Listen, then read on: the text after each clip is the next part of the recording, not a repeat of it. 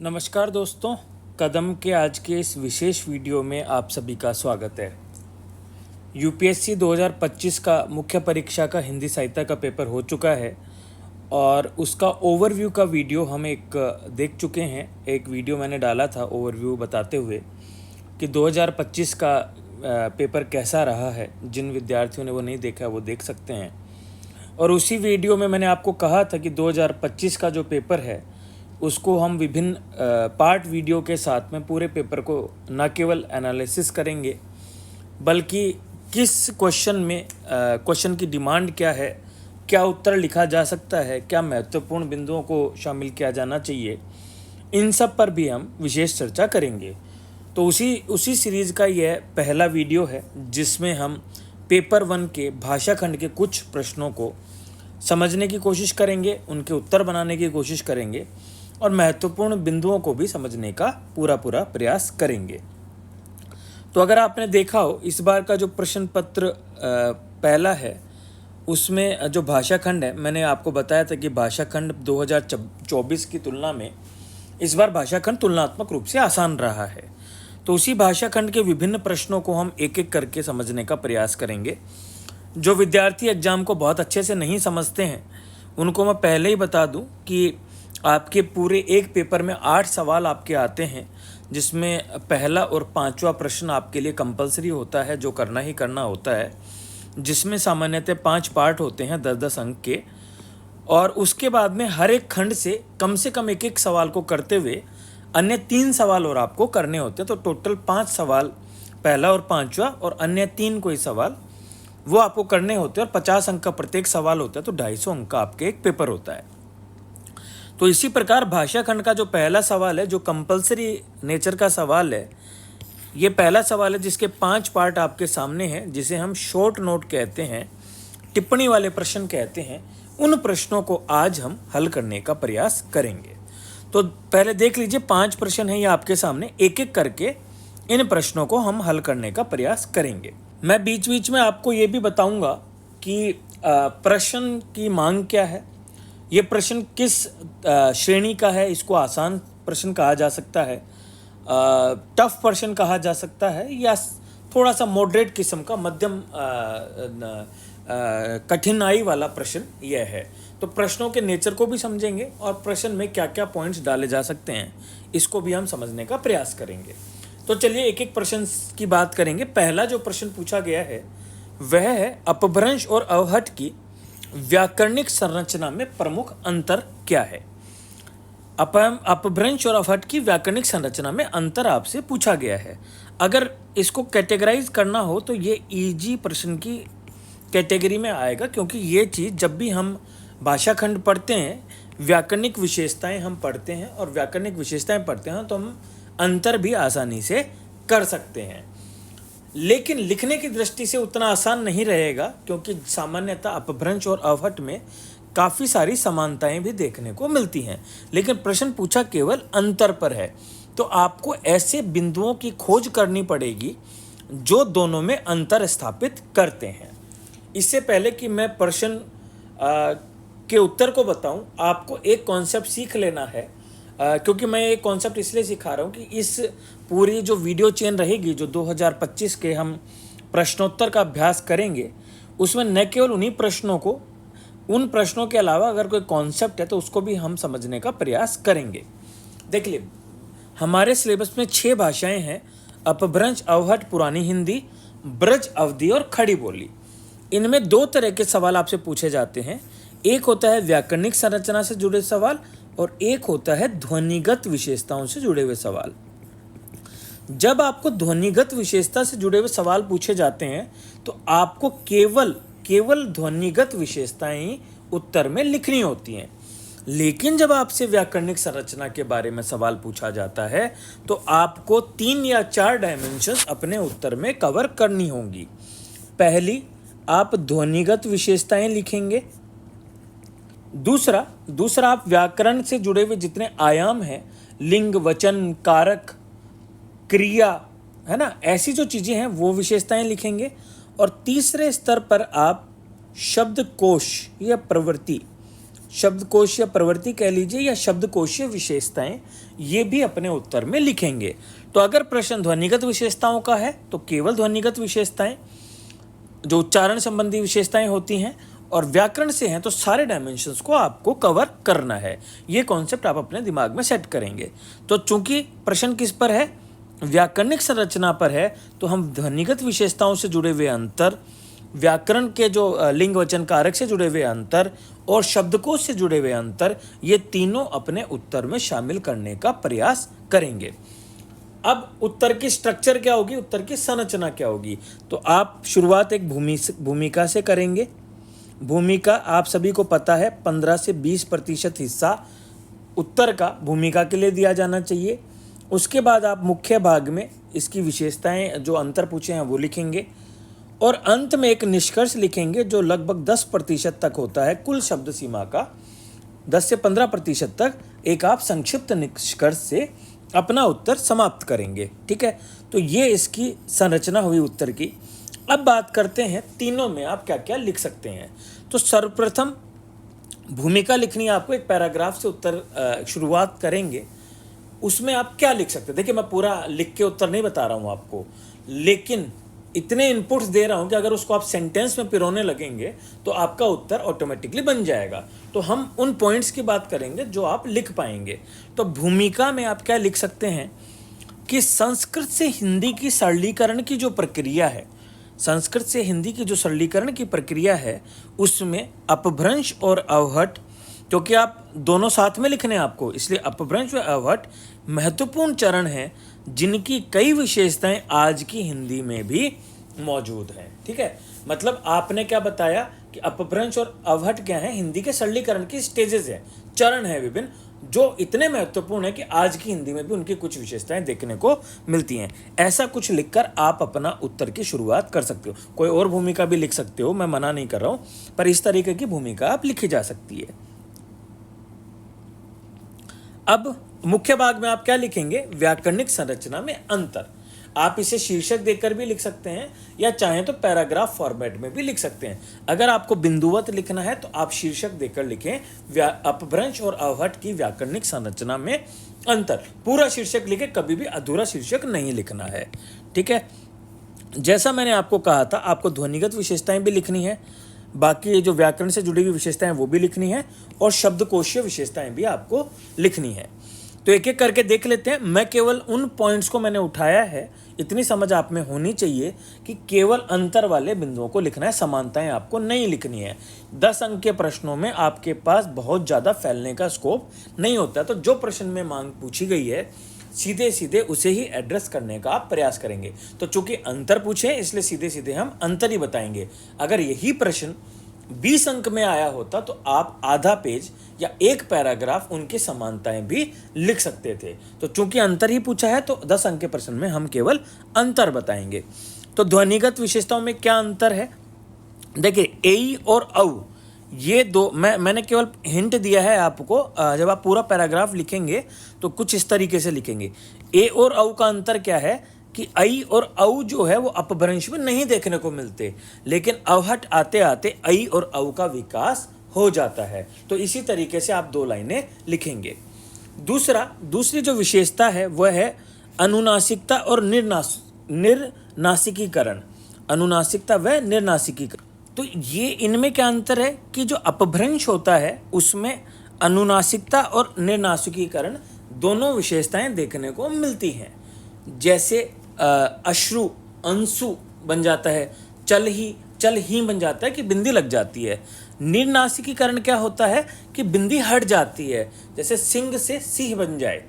लेकिन जो अवहट होता है, अवहट में क्या होता है, केवल अनुनासिकता देखने को मिलती है। तो आप इसको नोट कर लेंगे अपने स्तर पर। अपभ्रंश अगर है तो दोनों मिलेंगी और अवहट अगर है तो केवल अनुनासिकता ये वाला देखने को मिलता है। ये एक अंतर लिख सकते हैं। फिर आप लिख सकते हैं द्वितीयकरण। अपभ्रंश की एक विशेषता है द्वितीयकरण। जैसे कर्म बन जाता है कम, क्या बन जाता है, कम। 2 शब्दों का रिपीटेशन होने लग जाता है, द्वितीयकरण की प्रवृत्ति है। लेकिन यही अवहट आते आते शक्ति पूर्ति दीर्घीकरण का रूप देखने को मिलता है। मतलब बीच का जो आधा अक्षर है जैसे अगर मैं इसको उदाहरण से समझाऊं आपको, तो क्षति दीर्घीकरण में क्या होगा, कर्म है ये बन जाएगा कम, ठीक है, द्वितीयकरण हो गया। और जब क्षतिपूर्ति दीर्घीकरण जो अवहट की विशेषता है, उसमें क्षति होगी किसकी, आद्य अक्षर की, और उससे क्या होगा, पूर्व जो व्यंजन है उसका स्वर क्या होगा, उसका स्वर दीर्घ हो जाएगा, तो ये बन जाएगा काम, ठीक है ना। तो ये विशेषताओं में एक अंतर आप लिख सकते हो। दोबारा बता दे रहा हूं, अपभ्रंश में लिखेंगे द्वितीयकरण, अवहट में लिखेंगे क्षतिपूर्ति दीर्घीकरण। इसी प्रकार अड़ और ढ का विकास अपभ्रंश में नहीं होता है, अवहट में इनका विकास हो जाता है। ये सारी मैंने विशेषताएं बताए आपको, ध्वनिगत विशेषताएं। फिर आपको लिखनी है व्याकरणिक विशेषताओं में कुछ अंतर, तो आप लिखेंगे परसर्गों का विकास, चूंकि दोनों में ही होता है, संस्कृत के सरलीकरण की प्रक्रिया में दोनों में परसर्गों का विकास होता है। जहां अपभ्रंश में संबंध का विकास हो चुका होता है, जो आज की हिंदी में भी मौजूद है, वहीं अवहट में कर्ता ने और अपादान से, तो ने और से परसर्गों का विकास अपभ्रंश की विशेषता देखने को मिलती है। इसी प्रकार ही विभक्ति के प्रयोग देखने को मिलेंगे दोनों ही अपभ्रंश और अवहट में। लेकिन अवहट की एक मूल विशेषता है, जो उसकी खुद की एक्सक्लूसिव विशेषता आप कह सकते हैं, वो है ए विभक्ति का प्रयोग। लिंग व्यवस्था के लिए भी आप लिख सकते हैं कि लिंग व्यवस्था दोनों में ही नपुंसक लिंग का प्रयोग हट गया था, लेकिन कहीं कहीं अपभ्रंश में कुछ प्रवृत्ति बनी रही थी, जो अवहट आते आते पूर्णतया विलुप्त हो जाती है और केवल दो लिंग रह जाते हैं, वो है पुल्लिंग और स्त्रीलिंग। इसी प्रकार सर्वनाम के लिए आप अंतर लिख सकते हैं कि एपी से मतलब है अपभ्रंश में तुम्हें, महार, तुहार जैसे सर्वनामों का विकास होता है, तो वहीं अवहट में मेरा, मैं, तुम जैसे सर्वनामों का विकास होता है। इसी प्रकार विशेषण में आप लिख सकते हैं कि संख्यावाची विशेषणों की प्रवृत्ति जो अपभ्रंश में शुरू हो चुकी थी, जहां पर 10-12 जैसे संख्यावाची विशेषणों का विकास हो चुका था, वो प्रवृत्ति आगे और बढ़ती है और अवहट आते आते और अधिक संख्यावाची विशेषणों का विकास होता है, जैसे 13, 18, 30। इस प्रकार से एक सेंटेंस में बनाते हुए आपको उत्तर लिखना होगा। ये पेज मेरे टेलीग्राम चैनल पे मैं उपलब्ध करा दूंगा, ये जो इनपुट्स मैंने आपको डाले हैं, और इसी से आपको उत्तर लिखने का अभ्यास करना है। बहुत सारे इनपुट्स आपको यहाँ पे मिल जा रहे हैं। तीसरा जो मैंने आपको कहा कि शब्दकोश में जो अंतर है वो देखने को मिलेगा, तो दोनों ही स्तर पर तद्भव देशज व विदेशज शब्दों में वृद्धि देखने को मिलती है, क्योंकि संस्कृत से सरलीकरण की प्रक्रिया, संस्कृत क्या है, तत्सम प्रधान भाषा है, तो सरलीकरण की प्रक्रिया में तद्भव शब्दों का अधिक प्रयोग देखने को मिलेगा और उसी में देशज और विदेशज शब्द भी समाहित होते हुए चले जाएंगे।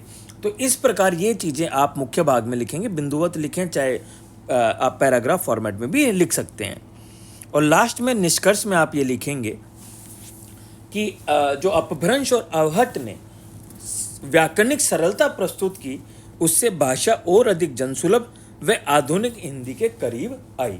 या अपभ्रंश और अवहट के योगदान ने ही, अपभ्रंश और अवहट की व्याकरणिक सरलता के योगदान ने ही भाषा को अधिक सुलभ व आधुनिक हिंदी के करीब लाकर खड़ा किया। आप अपने हिसाब से लिख सकते हैं, तो ये निष्कर्ष का हो जाएगा। तो पहला सवाल मैंने बड़े डिटेल में आपसे डिस्कस किया, आपको बहुत अच्छे से समझाया कि क्या संरचना होती है उत्तर की, भूमिका में आप क्या लिख सकते हैं, मुख्य भाग में आप क्या लिख सकते हैं, निष्कर्ष में आप क्या लिख सकते हैं। तो इसी तरीके से आगे के सवालों को भी देखेंगे, पर इतना डिटेल में देखने की आवश्यकता नहीं होगी। मैं केवल इनपुट्स आपको बताऊंगा कि किस प्रकार आप इन इनपुट्स को इस उत्तर में लिख सकते हैं। तो क्लियर है, उम्मीद है आपको ये चीज़ समझ में आई होगी। प्रश्न मुश्किल नहीं है, अगर आपके पढ़ी हुई है तो इस तरह से चीज़ों को आपको कंपाइल एक उत्तर में करना होता है। ठीक है, फीडबैक जरूर दीजिएगा कि आपको ये कैसा लगा। ये वाला पहला जो उत्तर मैंने आपको समझाया इतना डिटेल में, क्या आपको इतने ही डिटेल में आने वाले प्रश्न समझने की आवश्यकता है, या थोड़ा हम सांकेतिक रूप से भी समझ सकते हैं? तो जैसा आप कहेंगे वैसा हो जाएगा, लेकिन आप कमेंट बॉक्स में ही बताएंगे तो ज़्यादा बेहतर रहेगा।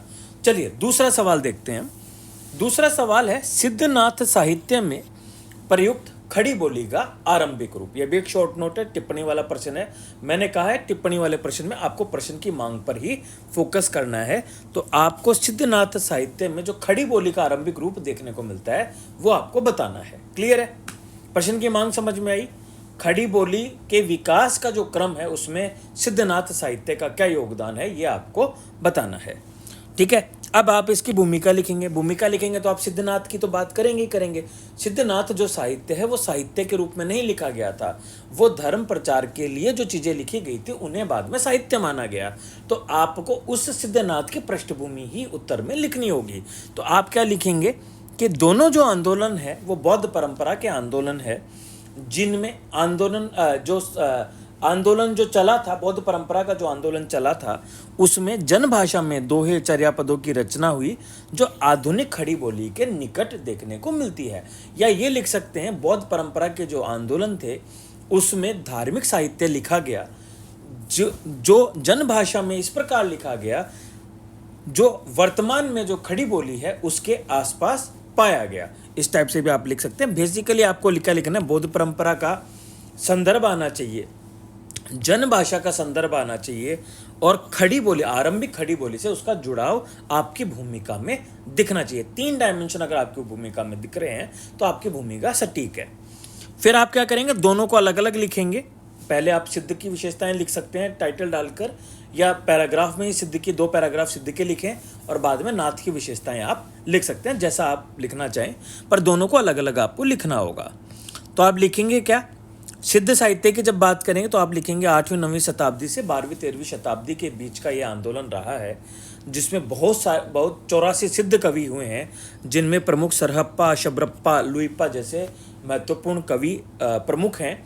इन्होंने अर्धमागधी अपभ्रंश के निकट भाषा में अपने धार्मिक साहित्य की रचना की, जिसके कुछ उदाहरण इस प्रकार के हैं जिनमें आधुनिक खड़ी बोली के तत्वों को आसानी से देखा जा सकता है। उदाहरण के लिए सिद्ध साहित्य द्वारा रचा गया निम्न पद, घर ही बैसी दीवा जाली, कौन ही बैसी गंडा जाली।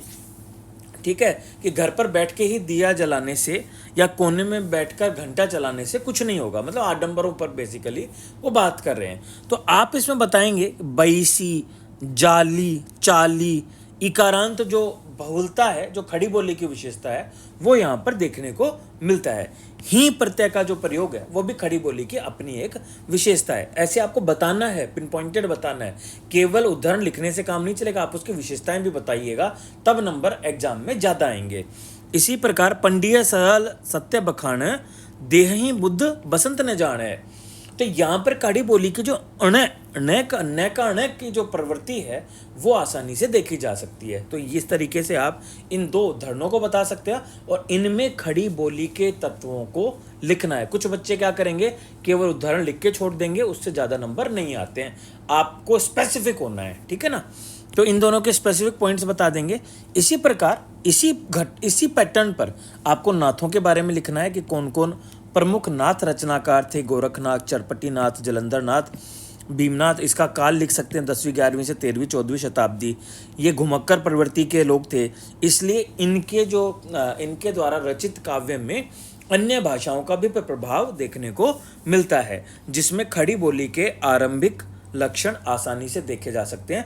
प्रमाण है प्रस्तुत पंक्तियां, जानी के अजानी होए बात तुले पछाणी, चेले के दुआ लाभ होएगा गुरु होइयो हानि। तो उन्हें का जो प्रयोग है वो नाथ में भी दिख रहा है और ये खड़ी बोली की विशेषताएं है। इसी प्रकार एक और आप लिख सकते हैं, नौलक पात्री आगे नाचे पीछे सहज अखाड़ा, ऐसो मन लई जोगी खेले तब अंतरी बसे भंडारा। तो यहाँ पर आप हाईलाइट कर सकते हैं जहाँ जहाँ आकारांतता और ओकारांतता देखने को मिलती है। तो ओकारांतता और आकारांतता दोनों ही खड़ी बोली की महत्वपूर्ण विशेषताएं हैं। तो मैंने आपको देखिए क्या क्या बताया, क्या क्या पॉइंट्स आप लिख सकते हो, कैसे उदाहरणों का प्रयोग करना है, और उन उदाहरणों में भी स्पेसिफिक पॉइंट्स को आपको हाईलाइट करते हुए मुख्य भाग में लिखना है। और फिर आप निष्कर्ष लिख सकते हैं कि वर्तमान खड़ी बोली के विकास में विभिन्न स्रोतों का योगदान रहा। खड़ी बोली का विकास विभिन्न स्रोतों के माध्यम से हुआ है, जिसमें सिद्धनाथ साहित्य भी महत्वपूर्ण है। यह खड़ी बोली की एक लंबी विकास की प्रक्रिया रही है, जिसके विभिन्न चरणों को अगर देखें तो उसमें सिद्धनाथ साहित्य भी एक महत्वपूर्ण चरण के रूप में उभरता है। किसी भी रूप में लिख ले, पर आपको बताना क्या है, खड़ी बोली के विकास की परंपरा और उसमें एक चरण के रूप में सिद्धनाथ साहित्य का योगदान। इस पर आप अपना निष्कर्ष लिख सकते हो। तो ये दूसरा प्रश्न हुआ जो हमने देखा। ये भी भाई इजी कैटेगरी का सवाल है, क्योंकि पढ़ने के क्रम में हम इसको भी पढ़ते हैं, तो ठीक है, ये भी इजी सवाल है। अगला जो सवाल है इसको मैं मॉडरेट कहूँगा, हिंदी भाषा के मानकीकरण की वर्तमान चुनौतियाँ। हिंदी भाषा के मानकरण की चुनौतियाँ नहीं पूछी हैं, ध्यान दीजिएगा, वर्तमान चुनौतियाँ पूछी हैं। तो जो पुराने नोट्स को प्रयोग में ला रहे हैं, अपडेटेड नोट्स नहीं रख रहे हैं या अपने नोट्स को खुद अपडेट नहीं कर रहे हैं, उनके लिए यह प्रश्न चुनौती प्रस्तुत कर सकता है, क्योंकि इसे वर्तमान से आपको जोड़ना होगा, ठीक है ना। तो वर्तमान चुनौतियाँ पूछ रहे हैं किसके? हिंदी भाषा के मानकीकरण की। देखिए, हिंदी भाषा का जब मानकीकरण आता है तो आप देवनागरी से जुड़े हुए मानकीकरण की समस्याओं को भी लिख सकते हैं। और लेकिन अगर देवनागरी की पूछी जाती है तो केवल और केवल आपको देवनागरी की मानकीकरण की चुनौतियां लिखनी होंगी। भूमिका में क्या लिखेंगे कि हिंदी भाषा के मानकीकरण से क्या तात्पर्य है। ऐसे जब टेक्निकल वर्ड आ जाए तो आप परिभाषा से भूमिका लिखने का प्रयास आप कर सकते हैं। तो भाषा के व्याकरण, वर्तनी, शब्दकोश और उच्चारण की एक रूपता ही क्या कहलाती है? हिंदी भाषा का या भाषा का मानकीकरण कहलाता है। क्या? भाषा के व्याकरण में एक रूपता, वर्तनी में एक रूपता, शब्दकोश और उच्चारण में एक रूपता भाषा का मानकीकरण कहलाता है। मानकीकरण हो जाने से क्या होगा? शिक्षा, साहित्य, सरकारी कार्य व संचार में आदर्श व परिनिष्ठित भाषा का रूप प्रयोग में लाया जा सकता है। तो एक में आपने परिभाषा बता दी और उस परिभाषा से उससे होने वाले लाभों की चर्चा कर दी। अब आप कह सकते हो कि जब इसका इतना महत्वपूर्ण है हिंदी भाषा का मानकीकरण, तो इस मानकीकरण में चुनौतियां क्या क्या हैं? तो देखिए, पहली चुनौती तो यही है कि भारत में क्षेत्रीय भाषाएं इतनी सारी हैं, उन क्षेत्रीय भाषाओं के चलते मानकीकरण एक कठिन प्रक्रिया के रूप में सामने आती है। और ये कठिन क्यों है? क्योंकि जो क्षेत्रीय भाषाएं एक तो इतनी सारी हैं और बोलियां भी खूब सारी हैं, उनमें क्या है? विविधता है। तो विविधता के कारण एक रूपता लाना क्या हो जाता है? कठिन हो जाता है, क्योंकि ऐसी इतनी सारी भाषाएं, बोलियां, इन सब में उच्चारण व शब्दों में क्या है? बदलाव देखने को मिलता है। तो हिंदी भाषा का मानकीकरण एक चुनौती प्रस्तुत करता है। दूसरा, भाई हिंदी भाषा की समाहार क्षमता है। हिंदी भाषा दूसरी भाषाओं से भी अपने शब्दों को ग्रहण करती है। तो वह चाहे विदेशी शब्द हो चाहे देशी शब्द हो। देशी शब्दों से मतलब क्षेत्रीय भाषाओं के शब्द, और विदेशी भाषा जैसे अंग्रेजी हुआ, उर्दू हुआ, ये शब्द हिंदी में समाहित होते हैं। तो ये इतनी तेजी से समाहित हो रहे हैं कि हिंदी भाषा में शब्द के स्तर पर मानकीकरण एक कठिन प्रक्रिया बनकर निकलता है, ठीक है ना। तो हिंदी भाषा में शब्दकोश के मानकीकरण की भी एक कठिन चुनौती उत्पन्न होती है, क्योंकि विदेशज और देशज शब्दों का तेजी से हिंदी में प्रयोग हो रहा है। फिर दूसरा, मानक शब्दावली का निर्धारण न होने का कारण एक बदलता परिदृश्य है। भूमंडलीकरण के दौर में, ग्लोबलाइजेशन के हम दौर में है, वैश्वीकरण के हम दौर में है, जहाँ पर क्या है? भाषा अन्य भाषाओं से उसका संपर्क होता है, तो उस भाषा के मानकीकरण की प्रक्रिया उतनी ही कठिन हो जाती है। फिर एक डायमेंशन आप डाल सकते हैं कि शिक्षण संस्थानों, मीडिया, साहित्यिक व प्रशासनिक प्रयोगों में भी हिंदी का जो प्रयोग है वो अलग अलग रूप देखने को मिलते हैं। शिक्षण संस्थान में अलग हिंदी प्रयोग में लाई जाएगी, प्रशासनिक का लेवल पर एक अलग हिंदी का प्रयोग होगा, तो सब में एक रूपता लाना भी क्या हो जाता है? कठिन हो जाता है। फिर आप लेटेस्ट टेक्नोलॉजीज़ की बात करो कि कंप्यूटर और मोबाइल पर आजकल जो हिंदी आ रही है, तो उसमें भी क्या है? तकनीकी स्तर पर भी अंतर है, टूल्स में भी काफ़ी अंतर है। उसके पीछे जो तकनीक यूज हो रही है उस ऐप्स को बनाने के लिए, टूल्स को बनाने के लिए, उसमें भी अंतर देखने को मिलते हैं। इसलिए एक रूपता की क्या होती है? कमी देखने को मिलती है। इसके अलावा संदर्भ एआई और मशीन लर्निंग का संदर्भ भी आप ले सकते हो, ठीक है ना। तो इस तरीके से आपको हिंदी भाषा के मानकीकरण की कुछ चुनौतियों को लिखना है। चाहें तो आप और चुनौतियां भी ऐड कर सकते हैं, पर मोटी मोटी इन चुनौतियों को तो आपको लिखना ही है। निष्कर्ष में आप क्या लिखेंगे? निष्कर्ष एक थोड़ा सा बड़ा निष्कर्ष लिख सकते हैं, लेकिन समाधान आप जरूर लिखें, और समाधान भी आपकी जो चुनौतियां उसी से समाधान उठाने की कोशिश कीजिए।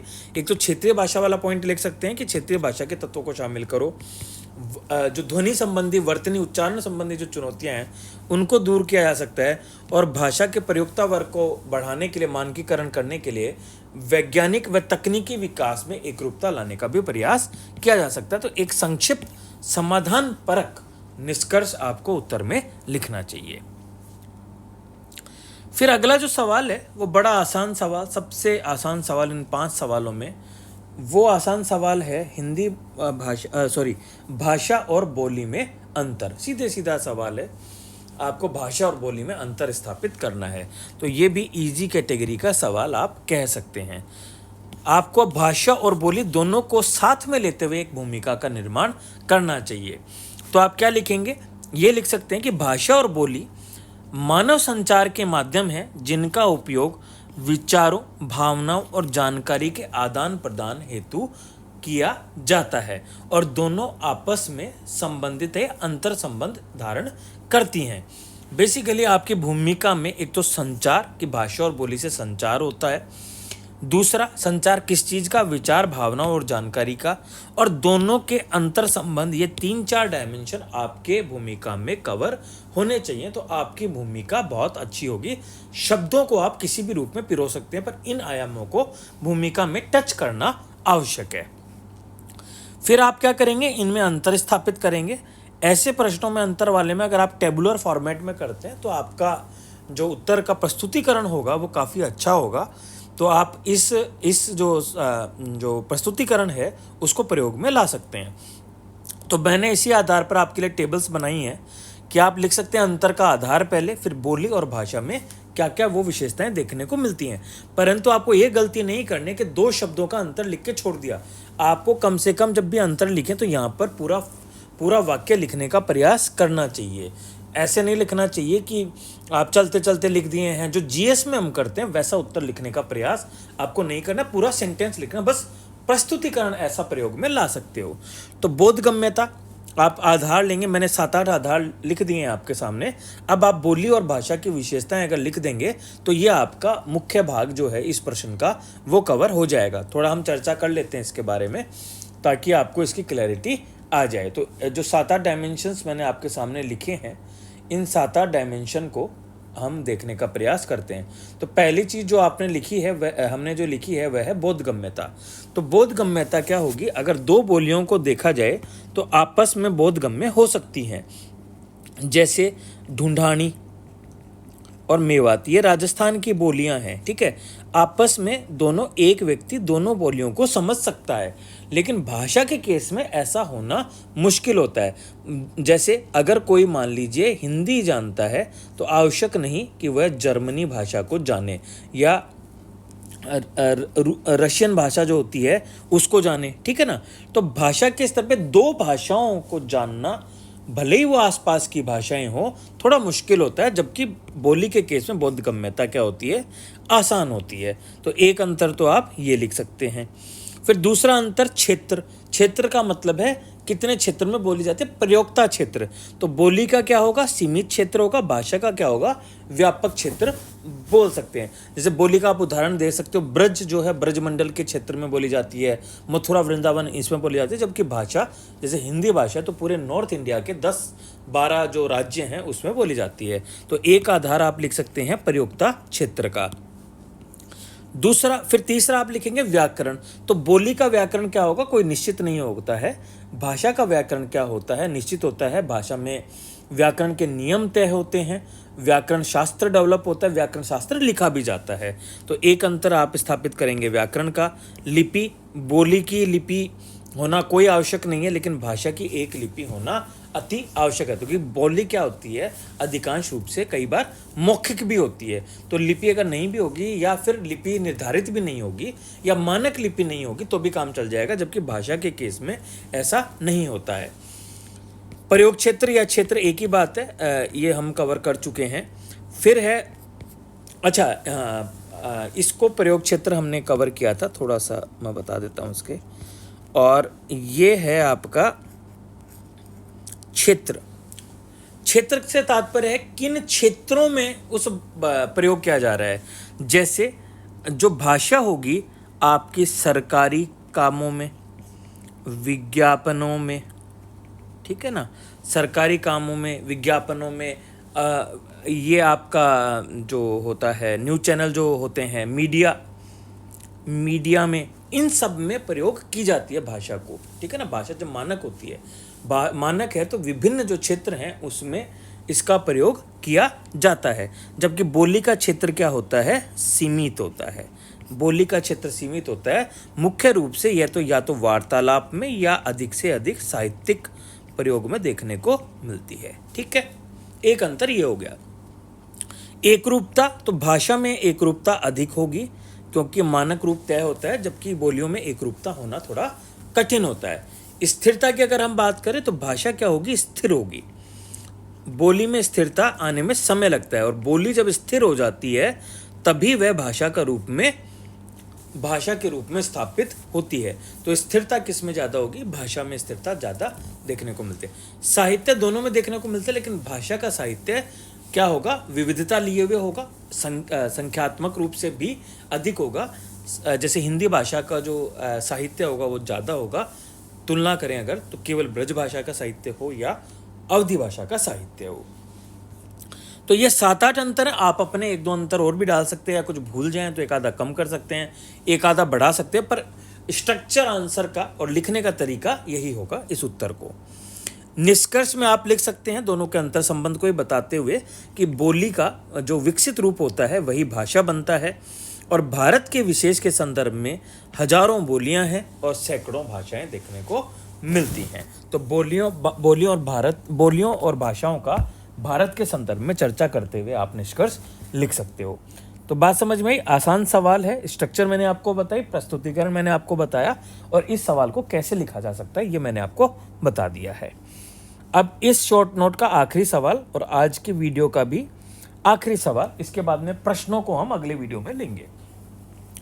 अगला जो है वह है मध्यकाल में अवधी और ब्रज भाषा का साहित्यिक अंतर संबंध। ठीक है, अगर मुझे से पूछा जाए तो ये मॉडरेट टू टफ की कैटेगरी में आएगा। आसान सवाल तो ये कतई नहीं है, क्योंकि लिखने के क्रम में कठिनाइयां आएंगी। क्योंकि ब्रज और अवधि का अंतर पूछा जाता तो आप सीधा सीधा लिख सकते थे, लेकिन अंतर संबंध पूछा कि मतलब एक दूसरे से कैसे जुड़ी हुई हैं, कुछ समानताएं बतानी है और कुछ उनमें आपसी जुड़ाव को आपको बताना है। इसलिए ये प्रश्न थोड़ा सा टफ हो जाता है। अंतर बताना हो तो आसान है, और समानताएं बताने हैं तो भी थोड़ी कुछ हद तक समानताएं बताना आसान होगा, लेकिन समानताओं के बिंदु को एक पूरे उत्तर में ढालना भी उतना आसान नहीं होगा। और अंतर संबंध में समानता वाले बिंदुओं को भाषा ऐसी ढालनी है कि प्रश्न की मांग को संबोधित कर सके, इसलिए थोड़ा सा ये टफ की कैटेगरी में चला जाता है। अब समझते हैं प्रश्न की मांग क्या है। आपको दोनों के अंतर संबंध को बताना है, मतलब ऐसे बिंदुओं की खोज करनी है जो अवधि और ब्रज भाषा के लिए या तो आपस में संबंधित हैं या समान हैं। ऐसे बिंदुओं की खोज करनी है, मतलब दोनों एक दूसरे से जुड़े हुए हैं, समान कॉमन ग्राउंड होना चाहिए किसी भी पॉइंट पर, तब आपके उसके अंतर संबंध की चर्चा कर सकते हो। दोनों के कॉमन ग्राउंड्स आपको इस उत्तर में ढूंढने हैं। प्रश्न की मांग समझ में आई। अब भूमिका जब लिखेंगे तो आप अवधि और ब्रज दोनों को शामिल करते हुए एक भूमिका लिखेंगे। तो अवधि और ब्रज की समानता सबसे ज्यादा कहाँ देखने को मिलती है, मध्यकाल में भक्ति आंदोलन के दौरान। तो मध्यकाल और भक्ति आंदोलन का संदर्भ लेते हुए आप भूमिका लिख सकते हैं। जैसे मैंने 3 डायमेंशन आप लिखी हैं, कोई भी 2 डायमेंशन या तीनों डायमेंशन लिखते हुए आप एक संक्षिप्त भूमिका लिख सकते हो। पहला तो आप लिखोगे कि मध्यकाल के भक्ति आंदोलन की ये 2 प्रमुख साहित्यिक भाषाएं हैं और दोनों भाषाओं का साहित्यिक और सांस्कृतिक महत्व देखने को मिलता है, और दोनों भाषाओं का जो अंतर संबंध है वह भाषिक और साहित्यिक विकास की समझ विकसित करने के लिए क्या है, महत्वपूर्ण है। ऐसे आप कभी भी देखिए, जब आप भूमिका लिखते हैं ना तो सीधे प्रश्न की मांग को एड्रेस करने का प्रयास भूमिका में नहीं किया जाता है। आप कहीं ना कहीं एक पृष्ठभूमि बनाते हैं प्रश्न की मांग से जुड़ने के लिए। तो उस पृष्ठभूमि में का जो अंतिम वाक्य होता है वो प्रश्न की मांग से जाकर जुड़ना चाहिए। तो जब हमने अंतर संबंध की बात की और उस अंतर संबंध को भाषिक और साहित्यिक विकास का एक महत्वपूर्ण अध्याय बता दिया कि उसकी साहित्यिक समझ विकसित करने के लिए इन दोनों के अंतर संबंध का एक पर्याप्त महत्व देखने को मिलता है, तो आपका प्रश्न से जुड़ाव भी हो गया और आपने इस प्रश्न की महत्व को भी अपनी भूमिका में शामिल कर दिया। मतलब आप उस जड़ तक पहुंच पाए कि इस सवाल को पूछे जाने की फिलॉसफी क्या है, एग्जामिनर के मन में क्या रहा होगा जो उसने इस सवाल को पूछा होगा। तो ऐसे ऐसी भूमिकाएं आप जब लिखते हैं तो जो उत्तर जो आप लिखेंगे उसमें अधिकतम अंक आने की संभावनाएं बढ़ जाती हैं। तो ये हमने भूमिका लिखना सीखा। अब हम देखेंगे साहित्यिक अंतर संबंध। मैंने आपको क्या कहा, दोनों में कॉमन ग्राउंड होना चाहिए, कॉमन कोई भी चीज़ दोनों में समानता होनी चाहिए। तो पहला समानता तो यही है कि दोनों जो भाषाएं हैं वो भक्ति काव्य धारा से जुड़ी हैं, और दूसरी भक्ति काव्य धारा में भी सगुण भक्ति काव्य धारा से जुड़ी हुई भाषाएं हैं। फिर देखिए अब अंतर करना हो तो बड़ा आसान है। अवधि जो है वो राम भक्ति काव्य धारा से जुड़ी है, और जो ब्रज है वो कृष्ण भक्ति काव्य से जुड़ी है। पर इसी चीज को अंतर संबंध स्थापित करते हुए आपको अपनी भाषा इस प्रकार बदल देनी है कि संबंध स्थापित हो जाए, ये समानता जैसा लगे। जैसे मैंने लिखा है क्या, दोनों भाषाओं ने मध्यकालीन समाज में भक्ति आंदोलन को व्यापक दिशा और रूप प्रदान किया। अवधि ने भगवान राम की कथा सुनाई और भगवान की राम की कथा से आदर्श प्रस्तुत किए, तो वहीं ब्रज भाषा ने भगवान कृष्ण की प्रेम कथाओं को लोक जीवन का हिस्सा बनाया। मतलब अवधि और ब्रज भले ही दोनों अलग अलग दिखा रहे हैं, लेकिन हमने कॉमन ग्राउंड बना दिया। क्या? मध्यकालीन भक्ति आंदोलन की सफलता। ठीक है, ऐसे अगला पॉइंट आप लिख सकते हो। अब आप क्या लिखेंगे, वही चीजें लिखेंगे कि अवधि में मर्यादावाद है, औदात्य धारण करती है, वही चीजें लिखेंगे, पर भाषा थोड़ी सी ट्विक कर देंगे। कैसे? अवधि साहित्य में भक्ति श्रद्धा के साथ आदर्शवाद, मर्यादावाद, औदात्य की प्रधानता थी, तो ब्रज में श्रृंगार रस, प्रेम रस व भाव की प्रधानता थी। लेकिन दोनों किससे जुड़े हैं? भक्ति काव्य से। फिर आप लिख सकते हैं जैसे तुलसीदास ने रामचरितमानस की रचना की, सूरदास ने भ्रमर गीत की रचना की। फिर आप लिखेंगे अब आपको एक और अंतर पता है कि दोनों का प्रयोक्ता क्षेत्र अलग अलग है, लेकिन आपको इस तरीके से दिखाना है कि अलग नहीं है, इसने कुछ और, दोनों अलग होने के बावजूद कुछ अच्छा किया। तो आप लिख सकते हैं कि भले ही दोनों भाषाओं का प्रयोक्ता क्षेत्र अलग अलग था या भौगोलिक क्षेत्र अलग अलग था, प्रयोग करने का भौगोलिक क्षेत्र, लेकिन इसने हिंदी भाषा के प्रयोक्ता क्षेत्र को व्यापकता प्रदान की। तो ऐसा ही मैंने लिखा है, दोनों भाषाओं ने अपने क्षेत्रीय प्रयोग के साथ हिंदी भाषा को क्या दी? व्यापकता प्रदान की। जैसे अवधि क्या था, अवध फैजाबाद इस क्षेत्र में बोली जाती है, ब्रज इस क्षेत्र में बोली गई, लेकिन अल्टीमेटली एक बड़े भौगोलिक क्षेत्र पर हिंदी भाषा के प्रयोग में वृद्धि करने का कार्य इन दोनों भाषाओं ने किया। फिर आप लिख सकते हैं कि दोनों में अंतर संबंध है, तो ऐसा नहीं है कि जो संबंध है वो केवल बहुत ही अलगाव वाली स्थिति है कि केवल कृष्ण भक्ति काव्य धारा जो है केवल ब्रज भाषा में लिखा गया, या राम भक्ति काव्य धारा केवल अवधि में लिखी। आप लिख सकते हो ऐसा नहीं है, बल्कि कुछ साहित्यिक रचनाएं राम भक्ति काव्य धारा की भी ब्रज में लिखी गई, और इसी प्रकार कृष्ण भक्ति काव्य धारा में भी कुछ काव्य किसमें लिखा गया? अवधि में लिखा गया। उदाहरण आप प्रस्तुत कर सकते हो तुलसीदास जी की, जैसे कवितावली है, विनय पत्रिका, ये ब्रज में लिखी गई हैं, जबकि हैं किसकी? राम भक्ति काव्य धारा की हैं। रामचरितमानस उनकी रचना है जो अवधि में है। इस प्रकार आप दोनों के अंतर संबंध को स्थापित कर सकते हो। टफ सवाल है, 4-5 पॉइंट भी परीक्षा में निकाल लिया, बहुत अच्छा लिख ले जाओगे। इसीलिए बोलो, मैंने तो क्योंकि मेहनत करके पॉइंट्स को निकाला है, या थोड़ी मेरी समझ आपसे बेहतर हो सकती है, या आपकी समझ भी बेहतर हो सकती है, आप इससे भी बेहतर उत्तर लिख सकते हैं, लेकिन क्वेश्चन की डिमांड क्या है ये मैंने आपको समझाने की कोशिश की है। निष्कर्ष आप क्या लिखेंगे? 2-4 डायमेंशन आप कवर कर सकते हैं। एक तो पहली चीज जरूर लिखनी है कि दोनों का योगदान क्या है, पूरक योगदान है। किसका? साहित्यिक विरासत के रूप में हिंदी साहित्य के विकास में दोनों का योगदान क्या है? पूरक योगदान है। फिर आप लिख सकते हैं विषय, शैली और रस में भिन्नता है, लेकिन दोनों ने क्या किया है? हिंदी साहित्य को समृद्ध किया है और हिंदी साहित्य की विविधता में अपना योगदान प्रस्तुत किया है। और लास्ट में आप लिख सकते हैं कि भक्ति आंदोलन की जो सफलता हुई है, दोनों भाषाओं ने भाषाई अपना योगदान दिया है, या इनमें से 1 या 2 पॉइंट उठाकर भी आप निष्कर्ष लिख सकते हो। मैंने विकल्प आपके सामने छोड़ दिए हैं। तो ये 5 सवाल हमने डिस्कस किए जो हिंदी साहित्य में पूछे गए थे। ये 5 जो शॉर्ट नोट के रूप में पूछे गए थे, जो कंपलसरी थे, जो आपको करने ही करने थे, वो सवाल हमने डिस्कस किए, बड़े डिटेल में डिस्कस किए हैं।